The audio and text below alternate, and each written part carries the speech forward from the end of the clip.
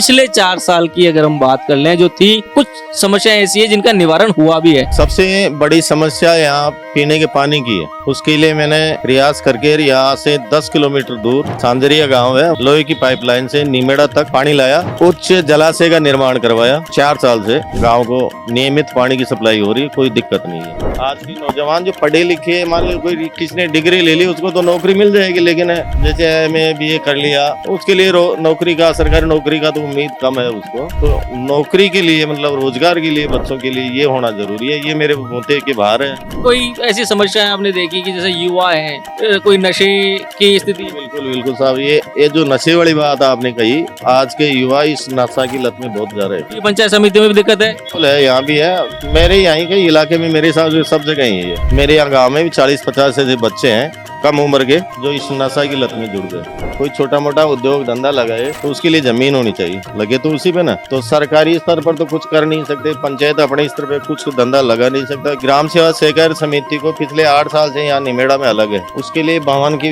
लिए जगह नहीं है। विद्यालय का एक पुराना बिल्डिंग था, उसको उनको बैठने के लिए दे रखा है। अभी जेडीए से मैंने प्रयास किया, यहाँ से 2 किलोमीटर दूर है दूसरा गांव है नटलालपुरा, वहाँ गोचर जमीन है जेडीए के नाम से, उसको अलाट करने के लिए मैंने लगातार 2 साल तक जेडीए के चक्कर लगाए, लेकिन जेडीए ने मेरे को अलॉटमेंट नहीं दिया। 60 महिलाओं को यहाँ 6 महीने की सिलाई ट्रेनिंग कराई, उनको ट्रेंड हो गई, तो फिर उन्होंने जो सेंटर यहाँ चला रखा है। 60 में से करीब 31 महिलाएं हैं, वो यहाँ अपना खुद का रोजगार कर रही है। क्या ये प्रयास नहीं हो सकता, क्योंकि गांव है, राजस्थान का गांव है, तो सोलर के ऊपर जाए तो शायद ये दिक्कतें और थोड़ी सी ठीक हो और वो कॉस्ट इफेक्टिव हो जाए?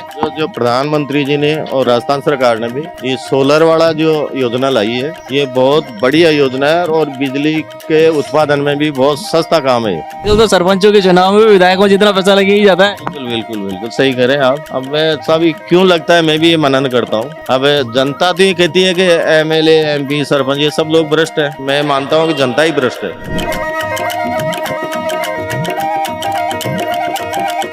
नमस्कार, आप देख रहे हैं स्पेशल प्रोग्राम जो है गांव से जुड़ा हुआ, गांव की पंचायत से जुड़ा हुआ, गांव की मिट्टी, गांव की खुशबू और गांव के हर उस मेहनतकश आदमी के साथ में जुड़ा हुआ। तो आपको ये प्रोग्राम देखना क्यों जरूरी है? क्योंकि एक देश की विकास की अगर आपको रूपरेखा देखनी है तो उसकी नींव रखी जाती है गांव के विकास से। जी हाँ, ये कहना है मुख्यमंत्री भजनलाल शर्मा और प्रधानमंत्री नरेंद्र मोदी जी का भी। लेकिन क्या गांव की विकास की रफ्तार धीमी होती है या एक सरपंच उस रफ्तार को बढ़ा सकते हैं? इसी सब को जानने के लिए आज हम पहुंचे नीमेड़ा पंचायत समिति में, जहां के सरपंच ओकारमल जी हमारे साथ में। हम उनसे बातचीत करेंगे, गांव वालों से भी बातचीत करेंगे कि किस तरीके से वो अपने गांव की प्रगति को देखते हैं, किस तरीके से वो खुश हैं। चाहे समस्या रोजगार की हो, चाहे समस्या पानी की हो, मूलभूत समस्याएं बिजली, कपड़ा, मकान, पानी, इन सब से इतर क्या विकास की नई रिवायत हो सकती है जो गांव से शुरू हो सकती है, इन सब पे बात करते हैं हम। ओकारमल जी, बहुत बहुत स्वागत है आपका हमारे इस कार्यक्रम में। धन्यवाद सर। धन्यवाद सर, पहले तो ये जानना चाहेंगे कि अभी आप यहाँ सरपंच हैं, तो ये यही 5 साल का टेन्योर है या आप लगातार कुछ सालों से सरपंच हैं? देखिए, मैं 32 साल की एज में पहली बार मुंडिया राम सिर्फ सरपंच बना था।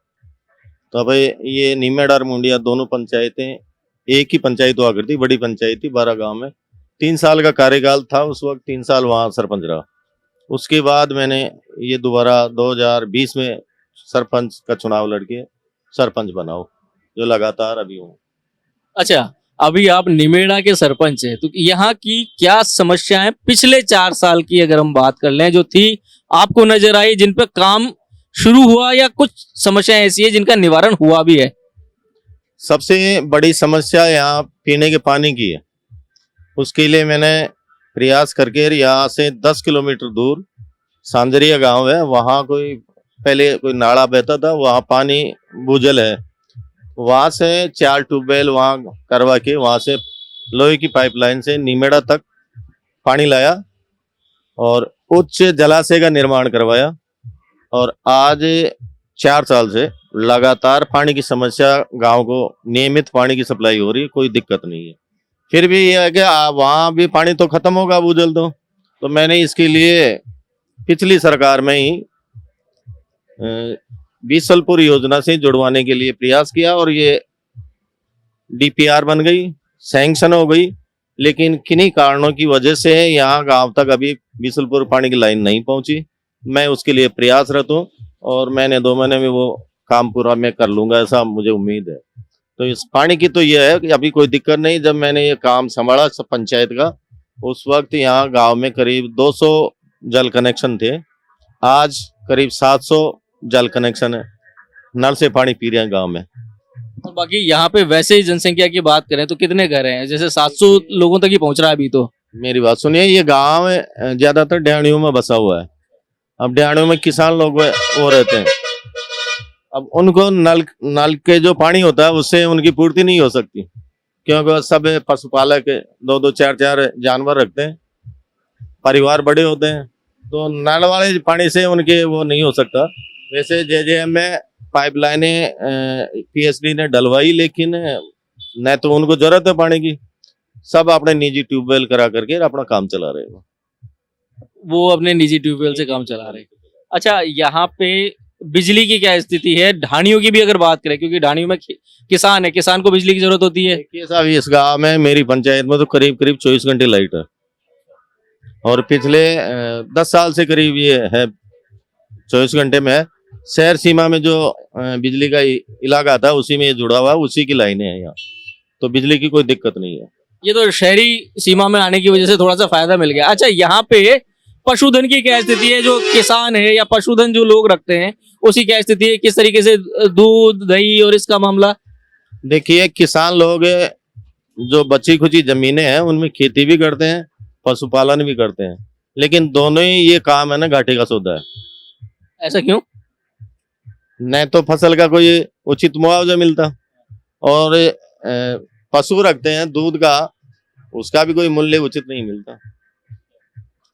अब 50 रुपए लीटर के आसपास से यहाँ से दूध बिकता है, डेयरी में लाओ चाहे ढोल वाले को कहीं दो, 50 रुपए लीटर में।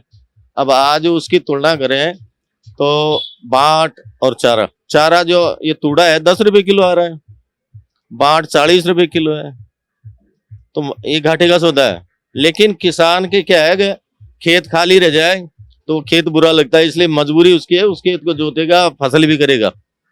और पशुपालन इसलिए कर रहे हैं कि उसके अपने बच्चों के लिए, खुद के लिए शुद्ध छाछ दही दूध मिल जाए, इसलिए वो अपना परिवार के लिए पशुपालन करते हैं। बाकी 1-2 ऐसे बड़े काश्तकार भी हैं जो बड़ी बड़ी डेयरियां करते हैं, वो खुद अपना दूध है बाजार में बेचते हैं, तो शायद उनको जो उसमें 2 पैसे मिलते होंगे। बाकी ज्यादातर लोगों के पास 2, 3, 4 पशु इतने ही रखते हैं, जिससे अपने परिवार का अच्छा मतलब शुद्ध खाने पीने का वो मिल जाए, दूध दही। तो ये तो वैसे तो घाटे का सौदा है। अपन देख रहे हैं देश में सभी जगह किसानों का क्या हालात है, तो इसलिए तो घाटे का सौदा है। फिर लेकिन यहाँ मेरे पंचायत में क्या है कि यहाँ शहर से लगती आ गई, निगम से लगती सीमा है मेरी यहाँ, तो शहर का विस्तार हो रहा, आबादी बढ़ रही है। मेरे गांव की करीब 60% जमीनें हैं सो कॉलोनियों में तब्दील हो गई। गृह निर्माण सहकारी समितियों की ज्यादा है, बाकी 8-10 जेडी अप्रूव्ड कॉलोनियां भी बन गई यहाँ, तो करीब 60% जमीनें तो इनमें गई। मैंने जब चुनाव लड़ा तब यहाँ वोटों की संख्या थी करीब 3,500, 5 गांव है पंचायत में, 5 में 3,500 थी। आज संख्या बढ़कर के मेरे हिसाब से 5,000 से ऊपर वोटर हो गए, आबादी तो और भी ज्यादा हो गई कि चारों तरफ कॉलोनियां हो गई, तो उनके अभी वोटर लिस्ट में नाम नहीं जुड़े, जुड़ जाएंगे तो मेरे 7-8 हजार वोट हो जाएंगे यहाँ, ऐसा मुझे लग रहा है। अब यहाँ मूलभूत जो सुविधाओं की बात है, पिछले मैंने सरपंच का कार्यकाल संभाला तब से गांव वालों की मेरे को उस वक्त भी पूछा था कि आप सरपंच बनोगे तो क्या करोगे। गांव के पढ़े लिखे बच्चों ने मेरा इंटरव्यू लिया था, तो बताओ भाई आपकी गांव की क्या समस्या, वो होता मेरे को। तो इन्होंने बताया कि साहब हमारे एक तो पानी की समस्या, उच्च जलाशय और नियमित पानी की व्यवस्था हो, वो मैंने पूरी कर दी, आज पूरी चल रही है, पानी की समस्या कोई नहीं है गांव में। दूसरी इन्होंने कि साहब यहाँ चिकित्सा व्यवस्था नहीं है, सिरसी यहाँ से दूर है, वहाँ पीएससी है, अब तो वो सीएससी हो गई, तो यहाँ पीएससी होनी चाहिए। मैंने पीएससी पिछले 2 साल से 2.5 साल से यहाँ संचालित है, स्वीकृत करा के वो काम चल रहा है। इसके अलावा विद्यालय की बात थी जो एक तलाई में बना हुआ था, उसके 2 साइड तो कमरे बने हुए थे, बीच में खड्डा था बहुत गहरा। उसका मैंने जन सहयोग करके कम से कम उसमें 4-5 लाख रुपए की मिट्टी का भराव किया, लेवल किया, उसमें सड़कें वड़कें बना करके बढ़िया सुंदर विद्यालय भवन का आज आप देखोगे। गेट भी एक कोई दानदाता से बनवा दिया, बहुत बढ़िया उसको विद्यालय भवन को मैंने चमका दिया। कौन सी क्लास तक है अभी वो विद्यालय? सीनियर सेकेंडरी 12वीं तक।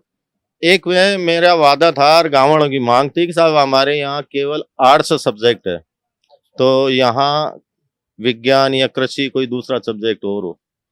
अब उसके लिए मैंने मालूम किया, विभाग से संपर्क किया, तो उसमें जो सब्जेक्ट देने की है वो शर्त पूरी नहीं कर रहे विद्यालय को उन्होंने बताया कि 10वीं और 12वीं में कम से कम मिनिमम 50 बच्चे होना जरूरी है। अब इन दोनों 10वीं 12वीं में यहाँ 50 बच्चे अभी मेरे कार्यकाल में तो हुए नहीं अभी तक।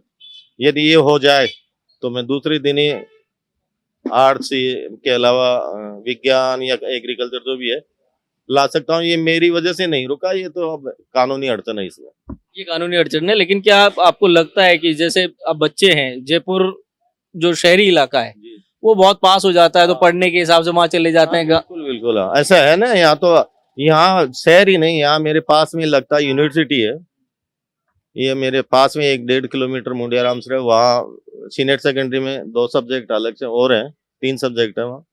तो यहाँ से क्या है, जैसे अब 10वीं 12वीं बच्चे करते हैं ना, वो फिर टीसी लेकर के जो सब्जेक्ट बदलना चाहते हैं वो चले जाते हैं यहाँ से, इसलिए यहाँ संख्या नहीं बढ़ रही। मतलब उनको भी ज्यादा दिक्कत नहीं हो रही। 1.5 किलोमीटर ही दूर जाना पड़ रहा है मुंडिया सर, अगर 1.5 किलोमीटर की बात करें तो। वैसे शहर में जाए तो यहाँ पहले मिनी बसें चलती थी, मैंने ये रोडवेज बसें चला रखी पिछले 4 साल से। पहले 15 मिनट में सर्विस थी, अब इनको आगे तक बढ़ा दिया, इसलिए आधा घंटा में बस की सर्विस है। यातायात व्यवस्था बहुत व्यवस्थित है यहाँ की, तो कोई दिक्कत नहीं है जयपुर आने जाने वालों को। और यहाँ क्या रोजगार के लिए शहर में जाते हैं ज्यादातर लोग। खेती का तो एरिया घट गया करीब करीब, यहाँ नाम मात्र की खेती रह गई, क्योंकि ज्यादातर जमीनों में आवासीय कॉलोनियां हो गई। कुछ आज के जो पढ़े लिखे बच्चे हैं किसान के, वो भी खेती में रुचि नहीं करते हैं, या तो वो सरकारी नौकरी या अपना कोई निजी धंधा, उस चक्कर में शहर में इधर उधर वो रहते हैं।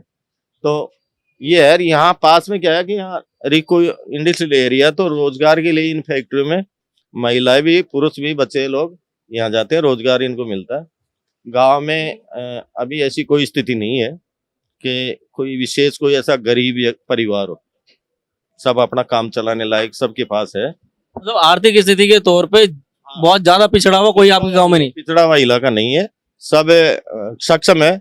ऐसा कोई नहीं है कि शरीर पे किसी को तन पे कपड़ा या शाम सुबह रोटी नहीं हो, सबको मिल रहा है, सब अच्छे ढंग से जी रहे हैं। 5 साल में मैंने करीब 27-28 प्रधानमंत्री आवास जो गरीब परिवार है उनके बनवाए हैं। आबादी क्षेत्र में जो लोग बसे हुए हैं उनके पास पट्टे नहीं थे, करीब 100 के आसपास मैंने पट्टे दिए हैं लोगों को, जिनसे उनका मालिकाना हो गया आके।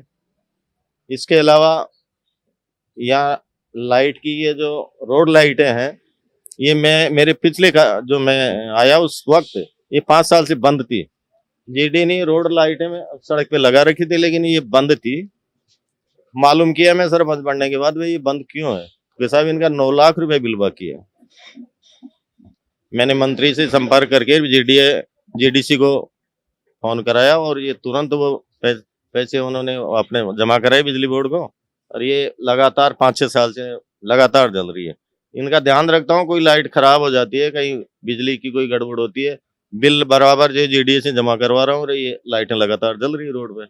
फिर भी यहाँ गांव वालों ने कहा कि साहब स्टैंड पे रात को अंधेरा रहता है, ये मैंने हाई मास्क लाइट लगवा दिया, शाम को ये जलती है पूरी रात, तो यहाँ पूरे आंगन में उजाला रहता है दिन की तरह।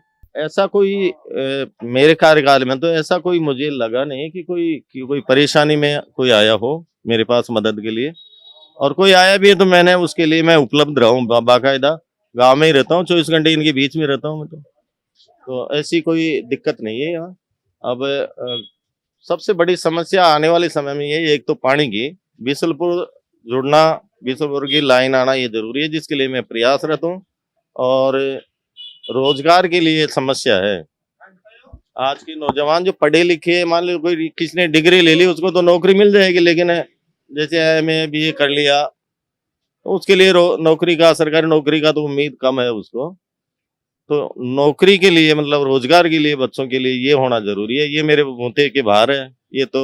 नहीं, भूते के बाहर नहीं मान सकते साहब इसको। जैसे गांव में कई बार पोटेंशियल होता है, हम देखते हैं कि कई स्वयं सहायता समूह होते हैं गांव में, महिलाओं के द्वारा भी होते हैं। महिलाओं की बात तो सुनिए, मैं महिलाओं के लिए तो मैंने एक एनजीओ से संपर्क किया, एनजीओ को लाया यहाँ गाँव में और 60 महिलाओं को यहाँ 6 महीने की सिलाई ट्रेनिंग कराई, उनको ट्रेंड हो गई। और जब वो अगले दूसरे गांव में जाने लगे तो उनको फिर विनती की, यार मैंने कहा इनको ट्रेनिंग तो आपने दे दी, रोजगार भी। तो फिर उन्होंने जो सेंटर यहाँ चला रखा है, अब उनमें 60 में से करीब 31 महिलाएं हैं, वो यहाँ अपना खुद का रोजगार कर रही है। एनजीओ उनकी बराबर मदद कर रहा है, वो सिलाई करती है, कच्चा माल ला के देते हैं तैयार करके, और वो तैयार करके मार्केट में वो ही बेचते हैं एनजीओ वाले, उन सारी व्यवस्था है। अब वो उम्मीद ये है कि आने वाले समय में, अभी तो उनकी क्या 8-10-1,000 रुपए पर मंथ के हिसाब से उनकी कमाई हो रही है, लेकिन आने वाले समय में अच्छी उनकी जो ये जम जाएगी दुकान, महीने के 20-30 हजार रुपए तक वो कमा सकती हैं। नहीं, आज के टाइम में हमने देखा है कि जैसे कई चीजें बहुत लोकल पे आ गई हैं। होली के अंदर भी कहते हैं गोकास्ट से आप वो लकड़ियां गोकास्ट की बने, दिए भी ऐसे चाहते हैं, लोग भी जागरूक हो रहे हैं। तो इस तरीके का, क्योंकि गांव है, ये चीजें बहुत गोकास्ट वाली चीजें हैं, गोबर है, वो बहुत बिल्कुल सही करें आप। खुद का उद्योग, खुद का धंधा होना ये जरूरी है। रोजगार तो सरकार तो सबको कहाँ से देगी। अब खुद के ये जो आप बता रहे हो, इसके लिए मेरे गांव में सबसे बड़ी समस्या है, सरकारी भूमि नहीं है, न तो आबादी है, न कोई जेडीए की गोचर या शिवायचक जमीन है। जमीनों के भाव इतने महंगे हैं यहाँ, कोई खातेदार कोई 2 गज जमीन दे नहीं सकता। तो कोई छोटा मोटा उद्योग धंधा लगाए तो उसके लिए जमीन होनी चाहिए, लगे तो उसी पे ना। तो सरकारी स्तर पर तो कुछ कर नहीं सकते, पंचायत अपने स्तर पे कुछ धंधा लगा नहीं सकता, क्योंकि मेरे सामने तो समस्या ये इतनी बड़ी है कि ग्राम सेवा सहकारी समिति को पिछले 8 साल से यहाँ निमेड़ा में अलग है, उसके लिए भवन के लिए जगह नहीं है। विद्यालय का एक पुराना बिल्डिंग था, उसको उनको बैठने के लिए दे रखा है। अभी जेडीए से मैंने प्रयास किया, यहाँ से 2 किलोमीटर दूर है दूसरा गांव है नटलालपुरा, वहाँ गोचर जमीन है जेडीए के नाम से, वो उसको अलाट करने के लिए मैंने लगातार 2 साल तक जेडीए के चक्कर लगाई, लेकिन जेडीए ने मेरे को अलाटमेंट नहीं दिया। अब इसके लिए अलावा मेरे पास कोई विकल्प नहीं था, तो अब सहकारी समिति के लिए मैं एक जय भवानीपुरा गाँव, वहाँ पंचायत की आबादी है, तो वहाँ पट्टा देकर के बिल्डिंग वहाँ बनवा रहा हूँ, ये हो जाएगा। लेकिन कई ऐसे हैं, जैसे यहाँ सरकारी जमीन होती, मैं यहाँ पशु चिकित्सालय भी करवा सकता था, लेकिन जमीन नहीं है।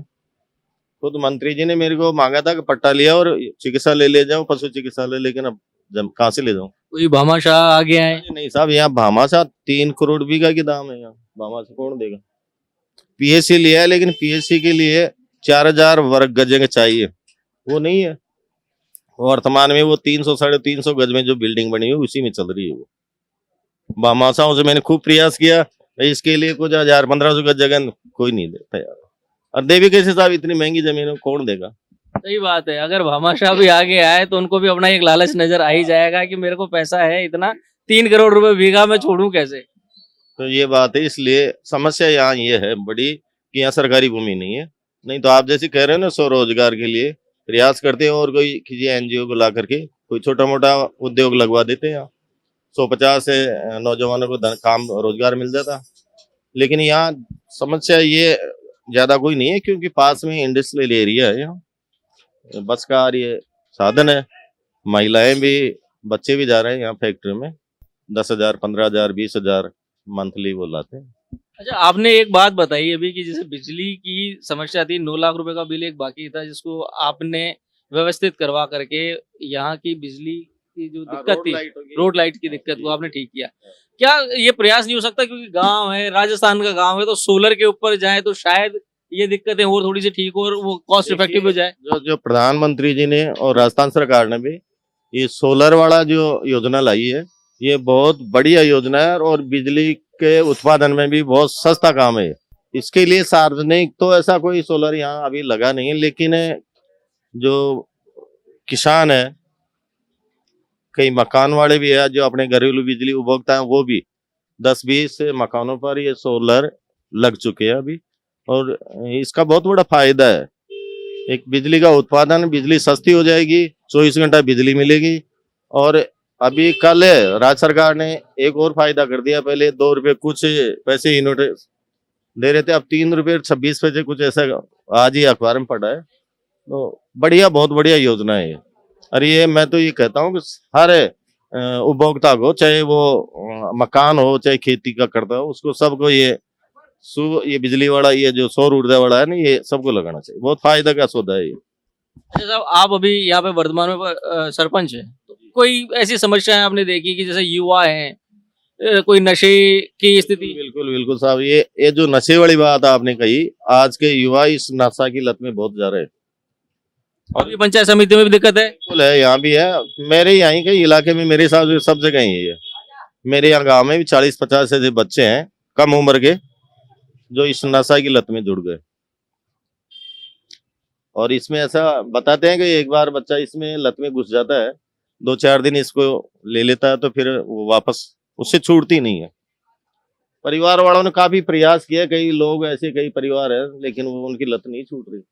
और ये इसका कोई इलाज सरकारी तो करे, हमारे भी बस की नहीं है। तो अच्छा, ये जो नशा है, ये शराब का ही नशा है या किसी और तरीके? अरे साहब, शराब तो ये तो पुरानी है, पहले से चलती है ये शराब तो।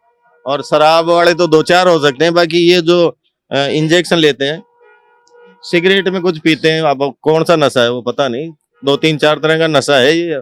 अब ये कहाँ से सप्लाई होता है, अब ये तो सरकार के ऊपर है साहब, इसको तो इस पे नकेल डालने का काम तो। कोई ऐसी समिति बनाए कि? इसको मैंने कई बार संपर्क किया, भाई इस नशे वाले जो बेचते हैं इनको पकड़ो, नशे कहाँ से आ रहा है इसको जो आप इस पे रोक करो। अब पुलिस हो भी मतलब जो हाथ खड़े कर देती है।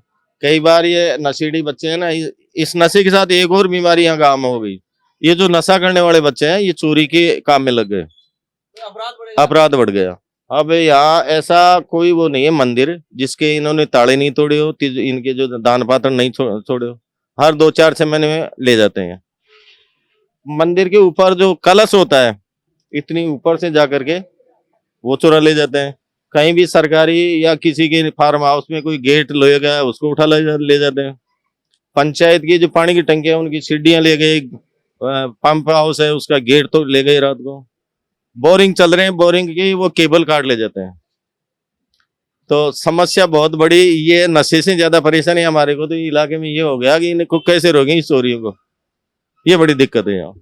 नशा नाश का द्वार है, लेकिन ये तो गांव वालों के लिए भी दिक्कत हो रहा है, चोरियां बढ़ गई, अपराध बढ़ गए हैं। और पुलिस की भी एक लिमिटेशन है, वो कहाँ पे जाकर किसको कह दे कि भैया यही अपराधी है। नशेड़ियों को इनको पकड़ लिया, 2-4-5 बार इनको पकड़ा हमने चोरी करते, लोगों ने पकड़ा, इनको पुलिस को सौंप दिया। अब पुलिस वाले क्या करते हैं, उनको जो पता नहीं 151 कौन सी धारा में बंद करके शाम तक वापस छोड़ देते हैं। फिर उनको दबाव, मैंने पूछा जी इनको छोड़ दिया आपने, इस पे कुछ कार्रवाई? कि सरपंच साहब ये क्या है कि इनको लॉकअप में बंद करेंगे तो रात को ही मर जाएंगे, हमारी गड़ी पड़ जाएगी बात। मैंने कहा क्यों मर जाएंगे, इनको नशा लेना जरूरी है, नशा नहीं मिला तो मरेंगे। तो पुलिस भी अपनी मजबूरी बता रही है कि तो नशे करने वालों को हम तो बंद नहीं करेंगे लॉकअप में। तो शांति भंग की धारा में उनको शायद बंद करते होंगे, फिर छोड़ देते हैं। वो नहीं, चोर के देखो और भी होता है, चोर को 2-4 दिन तो मान लो जैसी भी जा सकता है, लेकिन वो धारा नहीं लगाते हैं क्योंकि नशेड़ी बच्चे हैं ना, वो लॉकअप में इनकी मरने की समस्या है, नशा नहीं मिले तो ऐसा कहते हैं। तो दिक्कत इनके भी है। अब इसके लिए तो साहब करें तो करें क्या, अब जो जिन परिवारों के बच्चे हैं वो भी परेशान है बेचारे। अब वो भी, अरे इसमें क्या है कि ये बच्चे 10-5 बैठ जाते हैं, और कोई जो नौजवान नासमझ बच्चे होते हैं, किशोर अवस्था में होते हैं, वो समझते नहीं है ना, किशोर अवस्था में इस लपेटे में आ जाते हैं वो। अरे एक बार लपेटे में आ गए तो फिर उनकी तो आदत हो गई, उनको तो जरूरी हो गया, या तो घर से कोई सामान चुराएंगे या कोई गांव से चुराएंगे, उनको नशा चाहिए रोजाना। ये एक ऐसी समस्या है जिसके अंदर बच्चे, शायद आप प्रयास भी कर लें, रोजगार के लिए नए प्रयास कर लें, लेकिन वो इस नशे से उभरेंगे तो रोजगार की तरफ ध्यान देंगे? ध्यान देने बिल्कुल नहीं, रोजगार क्या, कई बच्चे तो ऐसे हैं जो 10वीं-12वीं में पढ़ रहे हैं अभी, अब वो तो उनकी तो जिंदगी खराब हो गई ना, न उनकी ब्याह शादी होने वाली है, न वो रोजगार करेंगे, और यूं ही 10-5 साल से जो नशा वशा कर आगे मर मरा जाएंगे। ऐसी हालात है नशेड़ी बच्चों की तो। अब लेकिन अब इसको साहब ये कैसे छूड़े, इनको इस नशे की प्रवृत्ति कैसे बंद हो, चिंतित सारा गांव हम सब है। चलिए ठीक है, ये एक चिंता का विषय है। इसके अलावा कोई और ऐसी समस्याएं जो आपको नजर आती है कि ये गांव में सुधार की जरूरत है? सबसे बड़ी बात तो यहाँ के गांव जो मूल यहाँ के निवासी थे, गांव में रहते थे, उससे 3 गुना जो गांव ये कॉलोनियां बस गई हैं, बाहर के लोग आ गए। बाहर के लोग आकर के बस गए। इससे कुछ एक अपराध भी बढ़ रहे हैं। दूसरी जो अच्छे लोग भी हैं उनमें ऐसी को नहीं कि सारे को इस तरह के हैं, लेकिन वहाँ समस्या ये है कि वहाँ ये कॉलोनी काटने वाले कॉलोनी काट गए, बेच गई प्लॉट, न वहाँ सड़क है, न सीवरेज है, बिजली तो करीब करीब सबके है, न पानी की व्यवस्था है। मैंने 4-5 कॉलोनी में तो खुद के वहाँ बोरिंग करा के उन कॉलोनी वालों को सुपुर्द करके भाई पानी पियो, इसके मेंटेनेंस बिल आप दो कर रखा है। लेकिन फिर भी कई कॉलोनियां अभी बची हुई है जहाँ पीने का पानी नहीं है। तो समस्या इन कॉलोनियों की है। अब ये या तो इन कॉलोनियों को जेडीए अप्रूव करके वो इसके इनका विकास करें।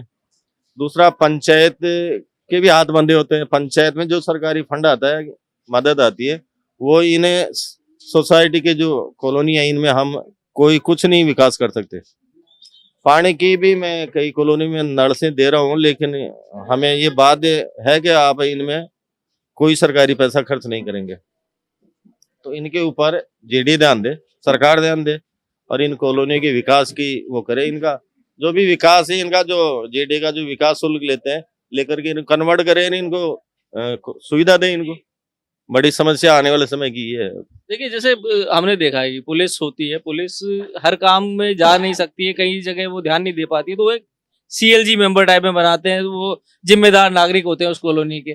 क्या आपका विजन है ऐसा कि कुछ इस तरीके के जिम्मेदार नागरिक आपके साथ जुड़े, ये जो नशा है या कोई और विकास की चीजें हैं, या लोगों के मन को टटोल कर आप तक लेकर के आए और आप उस समस्या का समाधान निकाल पाए? देखिए, ऐसा है कि यहाँ बिंदा के पहले हमारे पुलिस थाना लगता था भांकरोटा। अब पिछले 3 साल से यहाँ बिंदाए कम हो गया। बिंदाए का थाने में है। अब वो सीएलजी की हर पुलिस स्टेशन पे सीएलजी की वो होती है कमेटी, लेकिन पुलिस का भी रवैया ये रहा कि हम जैसे जनप्रतिनिधियों को ये नहीं पूछते। आज दिन तक 3 साल में कभी हमारे को न तो पुलिस स्टेशन पे बुलाया कि पुलिस की आप इस तरह से मदद कर सकते हो। नहीं, मैं पुलिस की बात नहीं कर रहा, मैं तो ये चाहता हूँ कि आपकी एक ऐसी टीम बनाए जैसे पुलिस की सीएलजी टीम होती है, वैसे आप सरपंच साहब है, आपकी एक टीम ऐसी हो जो गांव में रहे, गांव में ये देखे कि साहब नशे करने वाले बच्चे ये है, इनको कौन सप्लाई कर रहा है। कुछ चीजें ऐसी मुहिम चलाई जाए आपके नेतृत्व में, जिससे आपका नेतृत्व भी बढ़ता हुआ नजर आएगा, लोगों के बीच में जागरूकता होगी, लोगों को लगेगा कि सरपंच जी के एक नहीं 50 हाथ हैं साहब, वो ये सब लोग सरपंच जी के साथ में समझदार लोग जुड़े हुए हैं जो गांव के विकास में भूमिका निभा रहे हैं। जी जी, बिल्कुल ठीक कहा आपने। इसमें मैं इस ओर अभी तक मेरा ध्यान गया ही नहीं, झूठ नहीं है, वास्तव में है कि मेरा इस तरफ गया नहीं। दूसरा, मैं ये भी देखता हूँ कि मेरी उम्र के जो हैं वो ज्यादा रुचि नहीं रखते और नौजवान बच्चे वो अपने रोजगार में हैं। तो मैं कोशिश कर लूंगा टीम बनाने की, लेकिन मुझे लग नहीं रहा कि ये इसमें कुछ सफलता मिलेगी।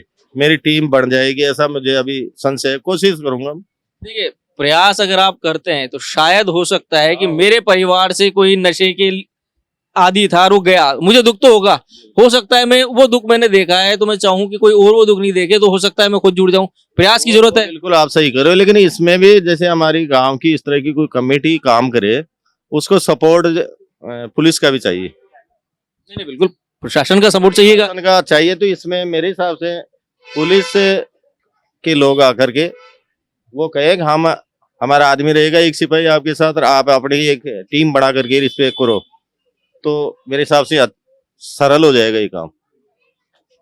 अच्छा, अब क्योंकि चुनाव अब सिर पे ही है एक तरीके से, मान लीजिए ज्यादा टाइम 6 साल करीब हो गए, ज्यादा टाइम वो बचा नहीं है। आने वाले अगर टेन्योर में आप फिर से दावेदारी करते हैं तो आपके विजन क्या होंगे, कि आप क्या चाहते हैं कि ये चीजें जो मैं अब तक पूरी नहीं कर पाया, जिसको हो सकता है कि मैं इस प्रयास में ठीक कर पाऊं, स्वरोजगार के कुछ योजनाएं ला सकते हो, पानी का आपका एक बीसलपुर वाला काम बाकी है, बिजली के अंदर आप बता रहे हो कि भाई सोलर वाली तकनीक यहाँ पे आ जाएगी। तो ये सारी बातें जो आपने अभी बताई, ये सारी होना लाजमी है, जरूरी है। आज के समय में देखो, रोजगार मिलना, रोजगार होना, मान लो कि 50 बच्चों को भी रोजगार यदि मिल जाए तो बहुत बड़ी उपलब्धि है। गांव की गांव में मान लो इनको रोजगार मिल जाए, बहुत बड़ी बात है। तो इसके लिए मैं प्रयास करूंगा। दूसरा पानी की समस्या है, तो पानी की समस्या तो हो सकता है मैं महीने 2 महीने में इसका तो समाधान कर दूं।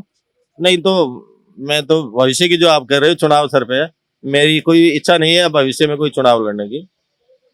इसलिए आने वाले सरपंच की, बाकी मैं ये है कि 91 मैं मुंडियाराम सर में सरपंच रिटायर हुआ था, उसके बाद मैं लगातार जनसेवा में ही हूँ। सरपंच का चुनाव नहीं लड़ा, लेकिन जो भी सरपंच है उसकी मैंने बराबर कंधे से कंधे मिला के उसकी मदद की है। जनता का कोई भी विकास की बात हो, कोई समस्या हो, उसके लिए मैंने किया। और अब भी जब तक मैं हूँ, सरपंच बनो या न बनो, कोई उससे मेरे फर्क नहीं पड़ता। सरपंच बनने वाले से ज्यादा मैं लोगों के बीच में, लोगों की सेवा में रहूंगा। नहीं देखिए, जो जनसेवा करता है, सरपंच नहीं भी हो लेकिन जनसेवा करता है, कोई वो जरूरी नहीं सरपंच बनना, भाई सरपंच बन के ही कोई जनता की सेवा करे, जनता का कोई बात करे। बिना सरपंच बने भी करने वाला होना चाहिए, कर सकता है। नहीं, वो ज्यादा काम कर सकता है क्योंकि जनसेवा में जो जुड़ा हुआ होगा उसने हर आदमी की नब्ज टटोली होगी, नब्ज पता होगी। अच्छा, मैं एक चीज जानना चाह रहा था। अभी हम जब बैठे थे आपने बताया कि आपने पंचायत समिति की अर्निंग के लिए, कमाई के लिए भी कुछ चीज प्रयास की, जैसे होर्डिंग्स वगैरह है, वो क्या किया है आपने? ये देखिए, सड़क बनी हुई है और करीब 2 किलोमीटर मेरी पंचायत के क्षेत्र में से ये रोड निकल रही है। अब इसमें आजकल ये एडवर्टाइजमेंट का जमाना है। कोई भी प्रोडक्ट, कोई भी कंपनी, फैक्ट्री जो भी है, अपना विज्ञापन देना चाहती है। तो इस तरह की कई विज्ञापन लेने वाले भी लोग बाजार में आ गए। तो उनसे मैंने संपर्क किया, बुलाया उनको। तो ये 15 पोल मैंने इधर की सीमा से लेकर के इधर वाली सीमा तक मैंने 15 पोल इनको दे दिया। सालाना इनको पंचायत को देंगे 72,000 रुपये किराया, जिसमें पंचायत का इसमें कोई एक नए पैसे का खर्चा नहीं है। ये सड़क के बीच में, सड़क के साइड में इन्होंने पोल खड़े किए हैं, तो कोई ट्रैफिक को कोई परेशानी नहीं, किसी को कोई दिक्कत नहीं। पंचायत की एक निजी आय हो जाएगी। ये तो निजी आय हो गई जो अब आगे तक चलने ही वाली है, क्योंकि इनका 10 साल का, 15 साल का इनको जो एग्रीमेंट किया हमने, इसमें सरपंच बदलने से कोई मतलब ना कुछ नहीं। 10% हर साल ये बढ़ता रहेगा। 10% तय किया है, वो हर साल ये बढ़ा के देंगे पंचायत। अच्छा, यहाँ पे जो देखते हैं बच्चे पढ़ गए, ठीक कर गए, तो यहाँ के युवा पलायन तो करते ही होंगे। कभी दिमाग में आया कि इस पलायन को रोकने का काम किया जा सकता है? पलायन तो क्या है कि रोजगार के लिए जाना पड़ता है। जैसे कोई मान लो किसी को सरकारी नौकरी मिल गई, कोई दूरस्थ तो उसको पोस्टिंग हुई है तो वो जाएगा ही। दूसरा, निजी क्षेत्र में तो ज्यादा यहाँ के लोग पलायन पे नहीं है। जी। हाँ, निजी क्षेत्र में तो क्या कि यहाँ जयपुर के आसपास ऐसे रोजगार हैं। अपने ये पास में ही है, अजमेर रोड से लगता ही, वो जो बना है क्या, वो महिंद्रा से। तो वहाँ भी कम से कम 20-30 महिला पुरुष यहाँ से रोजगार के लिए जाते हैं। और सबसे बड़ा रोजगार का केंद्र ये हमारे रिको है पास में। तो यहाँ छोटी बड़ी चीज सैकड़ों फैक्ट्रियां, तो यहाँ भी रोजगार का है। पलायन के लिए तो वही बच्चे जाते हैं जो कोई विशेष योग्यता से, मान लो उन्होंने कर ली किसी कंपनी में, उनको अच्छा पैकेज मिल गया, वो लोग जाते हैं।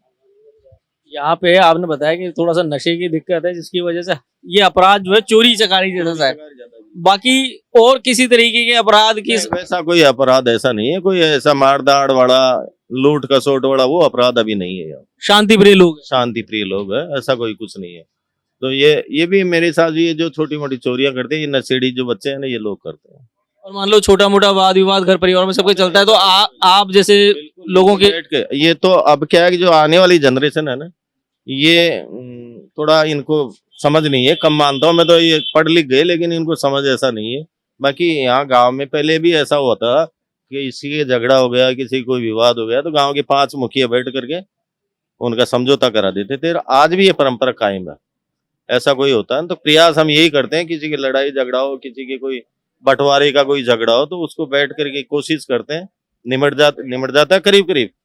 और 10-5% ऐसा होता है कि जिनको जी पुलिस में, थाने में जाना पड़ता है। तो ऐसा कोई यहाँ गांव में कोई ऐसा कोई वो नहीं है, माहौल शांति का है, कोई दिक्कत नहीं है। अपराध भी कोई ऐसे कोई घिनौने अपराध, बड़े अपराध नहीं है गांव में। अभी तक तो शांति है। नहीं नहीं, अच्छी बात है, शांति बनी रहे, क्योंकि एक शांत माहौल के अंदर दिमाग ज्यादा अच्छा काम चलेगा। बिल्कुल बिल्कुल, सब शांति में ही, जब चाहे परिवार हो गांव हो, जहाँ शांति होती है वो विकास की ओर बढ़ते हैं। परिवार में भी मान लो कलेश है ना, वो परिवार आगे नहीं बढ़ सकता। इसलिए शांति होना जरूरी है, चाहे वो घर हो चाहे गांव हो। तो अभी तक तो शांति से जी रहे हैं हम। आने वाले समय में, अब चुनाव 2-3 महीने बाद होने जा रहे हैं, तो मेरी तो कोई मंशा है नहीं कि मैं दोबारा कोई ये चुनाव लड़ूं। चुनाव लड़ना भी आजकल बहुत वो महंगा हो गया।